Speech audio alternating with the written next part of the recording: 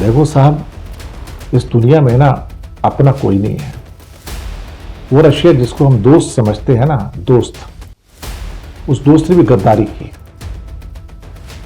और ताजिकिस्तान को कह दिया कि इंडिया को निकलने को बोलो यहां से। सुखोई की तैनाती एयरबेस पर थी। वो एयरबेस भारत के हाथ से निकल गया। कि आपने वो एयरबेस कैसे आपके हाथ से चला गया? क्योंकि उनको डर था कि वो आप अमेरिका के हवाले कर दोगे। ये लीज आप हमको बढ़ा दीजिए, हमने इतना पैसा खर्च किया है।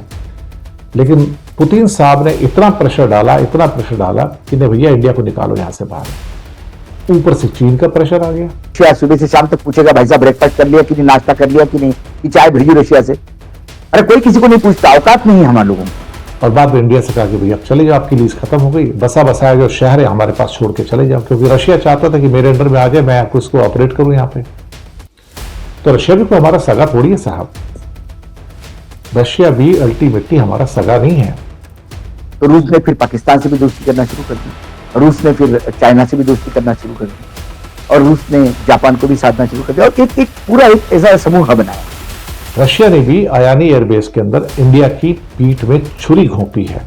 और उस छुरी घोंपने में सबसे बड़ा बंदा कौन है? पुतिन। अमेरिका तय करेगा हम सीज फायर करेंगे, हमने सीज फायर कर लिया, विदेश नीति अमेरिका तय करेगा। अमेरिका तय करेगा हम किससे खरीदेंगे किससे नहीं खरीदेंगे, ये विदेश नीति उनके हाथ में है। ये ऐसा ही जनता को मूर्ख बनाते हैं। एक बार तेजस उड़ा दिया, तेजस आ रहे, इंजन आ रहे। देखो साहब, इस दुनिया में ना अपना कोई नहीं है। वो रशिया जिसको हम दोस्त समझते हैं ना, दोस्त, उस दोस्त ने भी गद्दारी की और ताजिकिस्तान को कह दिया कि इंडिया को निकलने को बोलो यहां से। मकसद बड़ा साफ था कि इसके ऊपर रशिया फिर से अपना एयरबेस बनाना चाहता था, और अब तो बना बनाया मिल रहा था उसको।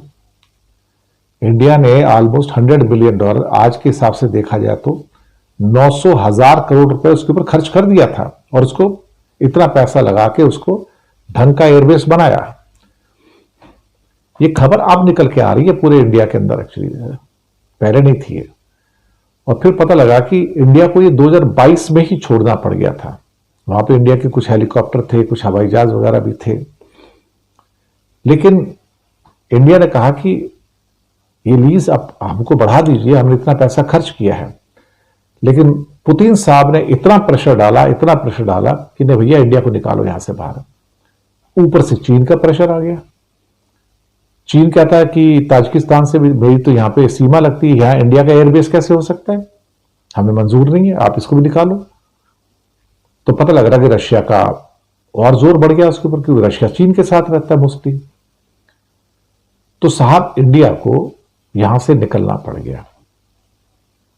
तालिबान से जब हमारे 2001 के अंदर जब रिजीम आया था, जब लोगों को निकाला गया था, यहां से रेस्क्यू किया गया था, तो अफगानिस्तान से यहीं ताजिकिस्तान में लाया गया था, और यहीं से इसी एयरबेस से भारत की एयरफोर्स के जो प्लेन थे वहां से लोगों को शिफ्ट किया गया था।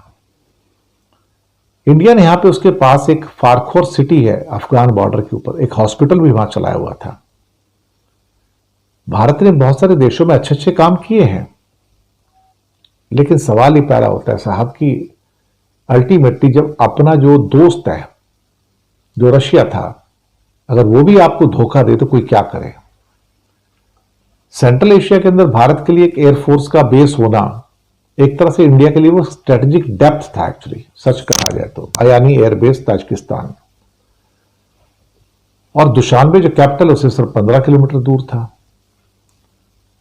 लेकिन अब भारत के पास वो नहीं है, भारत को छोड़ना पड़ गया है, या ये कहा जाए कि ताजिकिस्तान ने रशिया के कहने पर भारत को वहां से निकाल दिया। अब सवाल ये पैदा होता है कि भारत ने तो सब कुछ किया वहां पर, ताजिकिस्तान को इंडिया का एहसानमंद होने की बजाय दरअसल रशिया के पास जाना उसको फिर से ठीक लगा, और रशिया ने यह मुनासिब समझा कि हिंदुस्तान को यहां से निकाल दिया जाए। तो कौन रिस्पॉन्सिबल है इंडिया को निकालने के लिए? ऑफकोर्स रशिया रिस्पॉन्सिबल है। फिर चाइना भी पीछे लग गया उसके। चाइना भी ताजिकिस्तान को बोला भी आप निकालो, हमारा तो आपके साथ 470 किलोमीटर का बॉर्डर है, we are not comfortable with Indian air force base here on our border here. तो इंडिया को निकालो यहां से। रशिया तो पहले से बोला था निकालो, ताकि ताजिकिस्तान उस प्रेशर को झेल नहीं पाया। तो अल्टीमेटली इंडिया को 2022 के अंदर ये छोड़ देना पड़ा वहां से। बुरा लगता है कि इंडिया ने बड़ी मुश्किल से 900,000 करोड़ रुपए वहां पे लगाया, एक बंजर जमीन को, जो कि टूटा फूटा, समझो वर्ल्ड वॉर 2 टाइप का एक पुराना टॉर्न, एकदम बंजर खंडर जगह थी, उसको फिर से शहर बना दिया। और बाद में इंडिया से कहा कि भैया चले जाओ, आपकी लीज खत्म हो गई, बसा बसाया जो शहर है हमारे पास छोड़ के चले जाओ, क्योंकि रशिया चाहता था कि मेरे अंडर में आ जाए, मैं आपको इसको ऑपरेट करूं यहां पे। तो रशिया भी कोई हमारा सगा थोड़ी है साहब, रशिया भी अल्टीमेटली हमारा सगा नहीं है। रशिया ने भी आयानी एयरबेस के अंदर इंडिया की पीठ में छुरी घोंपी है, और उस छुरी घोंपने में सबसे बड़ा बंदा कौन है? पुतिन। वो ना ट्रंप का सगा बन पाया, ना वो चाइना का सगा बनेगा, और इंडिया का सगा रशिया पहले भी कभी नहीं था। सब कहने की बातें हैं। लेकिन मेरा आज हाथ जोड़कर निवेदन है कि ये कार्यक्रम पूरा देखिएगा, क्योंकि मोदी के चुनावी राष्ट्रवाद, छद्म राष्ट्रवाद का कपड़ा उतर जाएगा इस कार्यक्रम में, कपड़ा उतर जाएगा, गारंटेड है। जो आदमी देश की सुरक्षा से, देश की संप्रभुता से, देश की इज्जत से समझौता कर ले और छिपा के रखे, ये वही आदमी है जिसने कहा था चीन के घुसने पर कि न कोई आया था न आया है। लेकिन ये उससे भी महत्वपूर्ण है।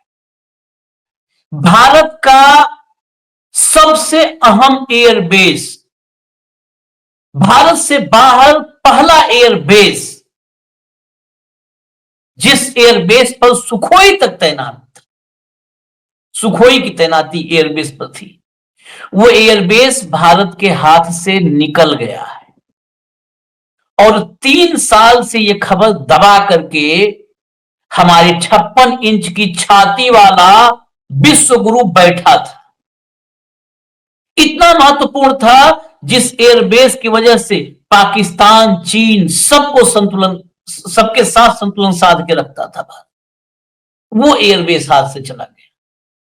वो तेजस MKI अब इस साल भी इंडियन एयरफोर्स को नहीं मिलने वाला है। ये डिफेंस की एक वेबसाइट की रिपोर्ट है, वो हम अभी नेक्स्ट पार्ट में बताएंगे, इसी कार्यक्रम में बताएंगे। आज इस झूठे राष्ट्रवादी जो है उसके राष्ट्रवाद का कपड़ा उतारेंगे। ये अब अति हो चुकी है भाव। तो रूस ने कहा होगा कि भाई हमारा ज्वाइंट है या ये है, उन्हें मना कर दिया। और रूस ने भी उसमें प्रेशराइज नहीं किया, क्योंकि जब एटॉमिक एग्रीमेंट हुआ था तब लग रहा था कि झुकाव अमेरिका की तरफ है। ये मीडिया ने तब, क्योंकि तब मीडिया को कंट्रोल नहीं करता था देश, तब मीडिया को वो पूंजीपति कंट्रोल करते थे, तो उन्होंने खेल कर दिया कि अमेरिका की तरफ है, अमेरिका की तरफ है। पहले दिन से मोदी जी ने पूर्ण रूप से अपना झुकाव नहीं, सरेंडर कर दिया अमेरिका को, और अमेरिका अमेरिका अमेरिका, और फिर दोस्ती यारी, और उससे रूस को एक समझ में आ गया कि अब भारत अमेरिका के कब्जे में जा रहा है। और तब से रूस ने, क्योंकि रूस ऐसा खाली तो बैठ नहीं सकता, उसे तो पार्टनर्स चाहिए, तो रूस ने फिर पाकिस्तान से भी दोस्ती करना शुरू कर दी, रूस ने फिर चाइना से भी दोस्ती करना शुरू कर दी, और रूस ने जापान को भी साधना शुरू कर दिया, और एक पूरा एक ऐसा समूह बनाया जिसमें रूस ने अपनी ताकत फिर से, मतलब आप तू नहीं तो और सही, और नहीं तो और सही, ये राजनीति में होता है। लेकिन हमने क्या कर दिया, हमने भरोसे का दोस्त छोड़कर एक बेभरोसे के, एक मस्करे को अपना दोस्त माना। अमेरिका कभी किसी का दोस्त नहीं हुआ आशीष, अमेरिका का इतिहास है। अमेरिका हमेशा अपॉर्चुनिस्ट रहा है, अमेरिका ने यूज एंड थ्रो यही पॉलिसी अपनाई है। नरेंद्र मोदी आने से अमेरिका भी चलने में रहेगा, और रशिया सुबह से शाम तक पूछेगा भाई साहब ब्रेकफास्ट कर लिया कि नहीं, नाश्ता कर लिया कि नहीं, कि चाय भेजी रशिया से। अरे कोई किसी को नहीं पूछता, औकात नहीं है हमारे लोगों की। 3 साल बाद जवाब दे, लेकिन जवाब दें कि आपने वो एयरबेस कैसे आपके हाथ से चला गया, क्योंकि उनको डर था कि वो आप अमेरिका के हवाले कर दोगे। आप इमेजिन करो, वो यदि अमेरिका के हवाले हो गया या अमेरिका वहां से ऑपरेट करने लगा, तो चाइना के गले में अमेरिका, रशिया के गले में अमेरिका, कौन अलाउ करेगा? हर एक को अपने राष्ट्र की पड़ी है।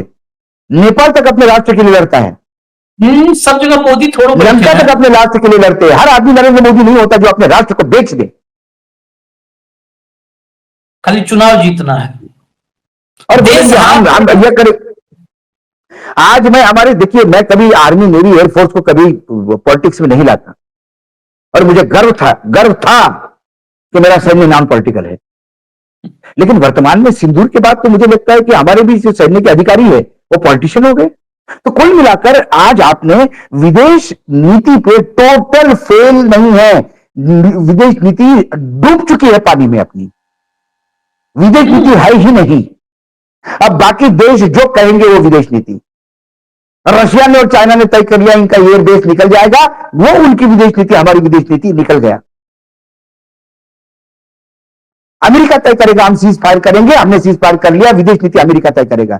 अमेरिका तय करेगा हम किससे खरीदेंगे किससे नहीं खरीदेंगे, ये विदेश नीति उनके हाथ में है। इस देश की जनता मूर्ख है, हवा में उड़ता हुआ प्लेन देख के तालियां बजाएगी, बोलेगी मिल गया मिल गया मिल गया प्लेन। प्लेन मिलने से ऐसा नहीं होता, वो सिर्फ प्लेन किसी काम का नहीं है। आपने देखा होगा जो हमारे पास राफेल आया था, राफेल आने के बाद भी ब्रह्मोस उस पर लोड नहीं हो पा रहा था क्योंकि कोड नंबर नहीं मिल रहा था। ठीक है, आपको जब प्लेन मिलता है तो उस प्लेन में लोड होना होता है, उस प्लेन का सॉफ्टवेयर उसके ये।